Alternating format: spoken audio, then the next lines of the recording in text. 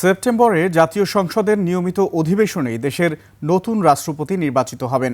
আর সদ্য সাবেক রাষ্ট্রপতির বিরুদ্ধে কোনো মামলা থাকলে তা খতিয়ে দেখার কথা জানিয়েছেন আইনমন্ত্রী মোহাম্মদ আসাদুজ্জামান। আর রাষ্ট্রপতি নির্বাচন নিয়ে দলের স্থায়ী কমিটিতে আলোচনার কথা জানিয়েছেন বিএনপির মহাসচিব ও স্থানীয় সরকার মন্ত্রী মির্জা ফখরুল ইসলাম আলমগীর। সহকর্মীদের সঙ্গে নিয়ে আরও জানাচ্ছেন শাহরিয়ার জামান। গুরুতর স্বাস্থ্যগত কারণে শুক্রবার জাতীয় সংসদের স্পিকার হাফিজউদ্দিন আহমদের কাছে পদত্যাগপত্র দাখিল করেন দেশের ২২তম রাষ্ট্রপতি মোহাম্মদ শাহাবুদ্দিন।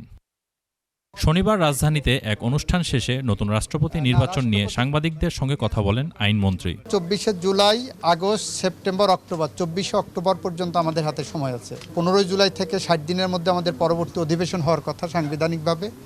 আশা করি সেই অধিবেশনেই এটা নিষ্পত্তি করা সম্ভব হবে।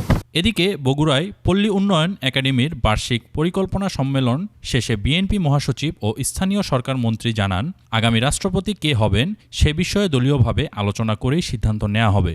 সংবিধান অনুযায়ী যে সমস্ত নিয়ম আছে সেগুলো মেনে দল যা সিদ্ধান্ত নেবে সেটাই হবে চূড়ান্ত। মন্ত্রী এই সময় অভিযোগ করেন, গত ১.৫ দশকে আওয়ামী লীগ কাগজে কলমে অর্থ লোপাট করেছে, তবে বাস্তবে কোনো উন্নয়ন হয়নি। প্রশাসক নিযুক্ত হয়েছেন, তাদের দায়িত্ব তারা এগুলো দেখবেন। শাহরিয়ার জামান, ২১ টেলিভিশন। পূর্বে যে সমস্ত